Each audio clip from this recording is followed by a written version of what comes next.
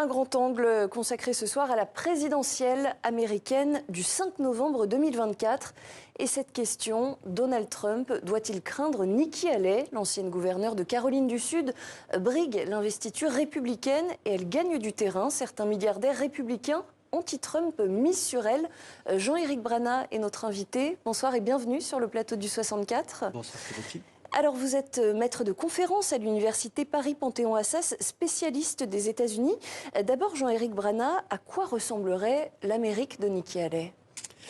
Ce serait une Amérique pas très différente de celle de Donald Trump, au risque de décevoir tout le monde, parce que c'est le même camp. Et c'est vrai que Nikki Haley est peut-être plus conservatrice que Donald Trump. Et c'est pour ça que Charles Koch, par exemple, la soutient, parce que c'est une vraie conservatrice. Alors, le changement avec Nikki Haley, c'est que ce serait la première femme. Pour l'instant, il n'y a jamais eu de femme présidente des États-Unis. Et elle brigue ce titre au même titre que Kamala Harris actuellement. La belle affiche, ça aurait été Nikki Haley, Kamala Harris pour une présidentielle. Nikki Haley, qu'on connaît déjà bien, puisqu'elle a été gouverneure de Caroline du Sud, a quand même été très pragmatique quand elle était gouverneure. Et elle s'était fait beaucoup apprécier pour cela, donc réélue. Beaucoup apprécié, mais pour quelle raison justement? Quel bilan peut-on faire de son mandat en tant que gouverneur de Caroline du Sud? Alors, on était dans un État, la Caroline du Sud, c'est un État très au sud et effectivement très conservateur. Et elle a toujours essayé d'arrondir les ongles, on pourrait le dire dans cette émission, ça s'y prête bien, en donnant aux conservateurs ce qu'ils attendaient, mais en essayant de ne pas oublier qu'il y avait d'autres personnes. Ça, c'est son expérience, je crois, de migrante, puisque ses parents, qui sont arrivés d'Inde alors qu'elle était une petite fille, ont fait en sorte qu'elle ait les deux cultures. Elle les a. Et d'ailleurs, elle en fait un argument de campagne. Elle dit je suis une petite fille d'immigrés, une fière fille d'immigrés indiens, ni noire ni blanche. Ça, c'est quelque chose qui peut exactement séduire des les mêmes mots que Kamala Harris, si vous avez écouté l'une et l'autre. Et c'est effectivement l'Amérique du futur. C'est une Amérique mélangée dans laquelle il y a différents points de vue à prendre en compte. Et c'est ce qu'elle faisait en tant que gouverneure. Par exemple, sur l'avortement, elle a des positions pro-life, c'est-à-dire anti-avortement, mais elle comprend que certaines femmes aient une autre position et elle ne s'était pas opposée à ce qui est de l'avortement du temps où elle était gouverneure. Aujourd'hui, elle explique qu'elle signerait un arrêt à 6 semaines, mais pas une interdiction totale dans son État, 6 semaines, parce que c'est ce que demandent la plupart des conservateurs. Et elle dit si c'est la majorité des conservateurs qui le demandaient. Donc elle a toujours cette idée que la majorité gouverne, ce qui correspond bien quand même à l'Amérique dans laquelle elle a grandi, dans laquelle la démocratie, c'est les électeurs qui la font et la majorité l'emporte. Et elle estime que les différences entre le Nord et le Sud, pour faire simple, ou cette Amérique rurale, Amérique des villes que l'on trouve entre démocrates et républicains, correspond assez bien à ce qu'elle porte elle-même comme projet, qui est de faire en sorte que la gouvernance ne soit pas tout à fait la même partout où on passe. Mais n'oublions pas quand même, pour terminer avec Nikki Haley, et c'est très important, elle a servi sous Donald Trump, elle a été ambassadrice à l'ONU sous Donald Trump. Et c'est par exemple... ce poste d'ambassadrice, pardon de vous couper, c'est quelque chose qui peut lui donner une dimension internationale? Ah oui, mais elle a la servir elle dans, a une dans dimension la campagne. internationale, mais alors qu'on est dans la COP28 aujourd'hui, souvenons-nous qu'elle a quand même été, elle a fait partie des artisans du retrait de l'accord de Paris. Donc elle est sur une position quand même assez dure là-dessus. Elle explique qu'il y a un changement climatique. Elle est d'accord avec cela. Elle pense aussi que la main de l'homme est derrière, mais elle ne croit pas qu'il faut arrêter les forages, par exemple, que le méthane, puisqu'il y a eu un accord très très important aujourd'hui sur le méthane américain avec une diminution de 80%, ça pour elle c'est un peu trop, parce que les intérêts qui sont derrière aussi, comme Koch qui est dans le pétrole, on ne va pas s'en cacher, qui la soutiennent et qui la financent, poussent pour qu'elle ne dise pas trop de choses là-dessus. On verra en tout cas si son discours séduit les électeurs. En tout cas, elle arrive à séduire des milliardaires américains. Pourquoi est-ce que c'est important d'avoir le soutien de ces milliardaires, de ces grands donateurs dans ce type d'élection? Parce que les campagnes américaines coûtent une fortune. Rendez-vous compte, la dernière campagne a coûté, pour faire simple, 1 milliard dans chaque camp entre Biden et Trump. C'est pas tout à fait vrai pour Trump qui n'a fait que 700 millions et c'est un peu plus pour Biden. Grossièrement, pour raisonner, plus on a de milliardaires derrière soi, plus on a de chances de remporter 50 le États scrutin. américains qu'il faut convaincre avec chacun leurs différences, effectivement. Donc il faut faire une campagne partout. Il faut que son nom soit reconnu partout. Et le nom de Nikki Haley n'est pas encore très bien reconnu aux États-Unis. Celui de Trump l'est à quasiment 100%. C'est très rare qu'il y ait une telle reconnaissance. Biden, c'est la même chose. Mais tous les autres sont des outsiders, y compris la vice-présidente Kamala Harris, qui n'est pas connue de tous les Américains.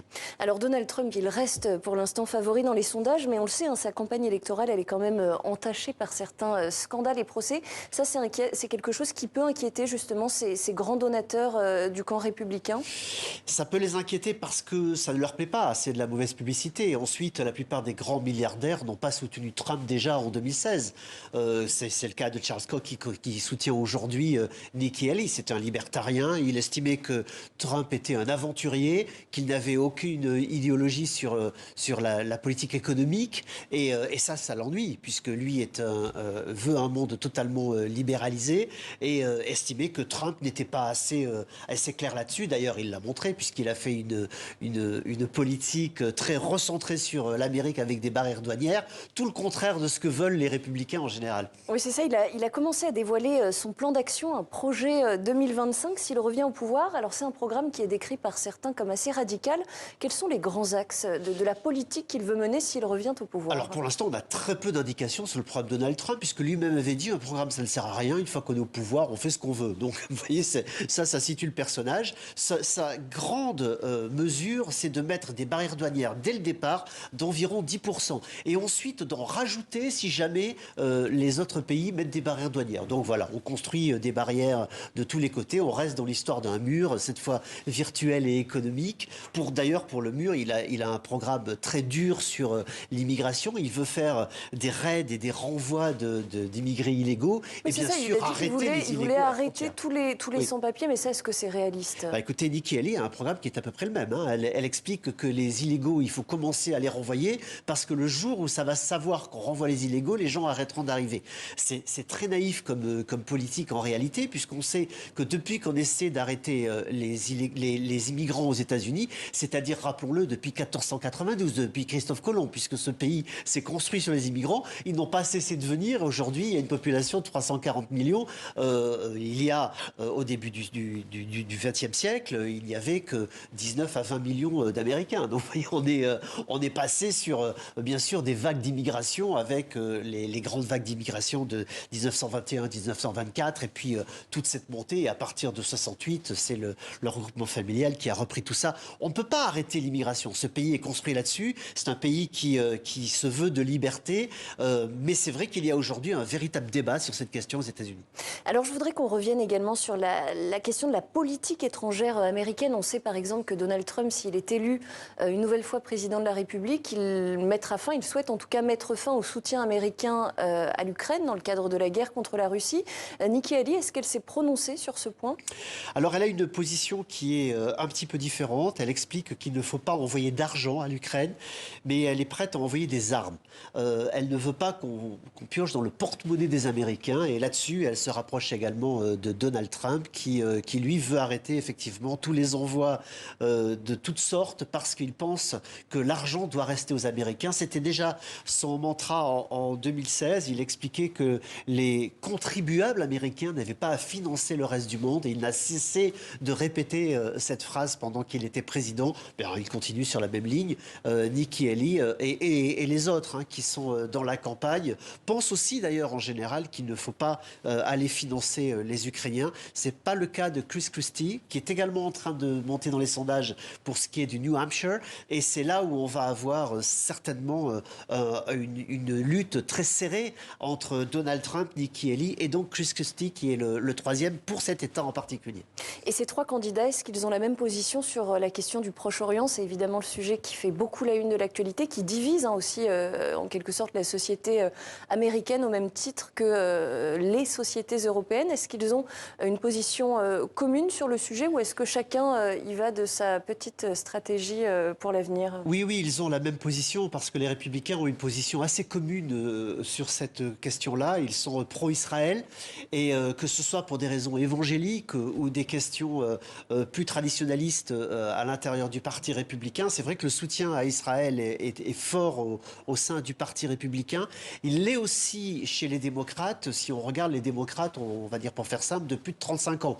Et plus on vieillit, plus le soutien est fort actuellement à Israël. C'est chez les jeunes démocrates et chez certains jeunes républicains aussi, de moins de 24 ans. Là aussi, c'est assez clair que le soutien est beaucoup plus fort vis-à-vis des Palestiniens et même du Hamas. Parce que c'est vrai qu'il y a dans les universités américaines un soutien très fort au Hamas.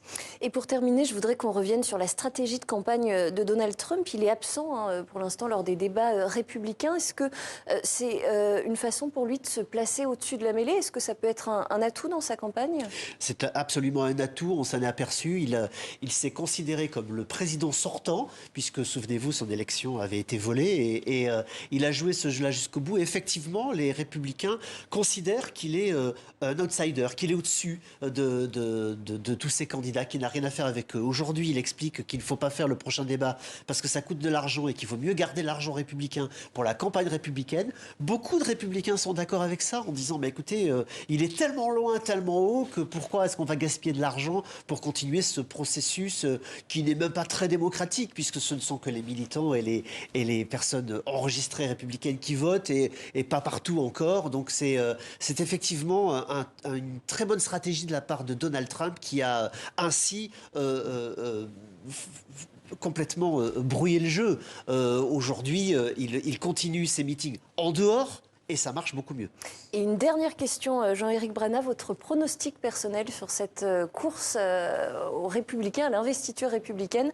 Est-ce que vous pensez qu'un candidat va mieux s'en sortir qu'un autre? Alors, l'investiture républicaine est déjà jouée. En réalité, Donald Trump domine. Il a entre 45 et 60% à peu près dans tous les États. C'est vrai qu'il y aura un match dans le New Hampshire et en Caroline du Sud, mais je crois que c'est à peu près tout. Eh bien, ça sera le mot de la fin. Merci beaucoup, Jean-Éric Brana, maître de conférence, spécialiste des États-Unis. Merci d'avoir répondu à nos questions sur le plateau du 64.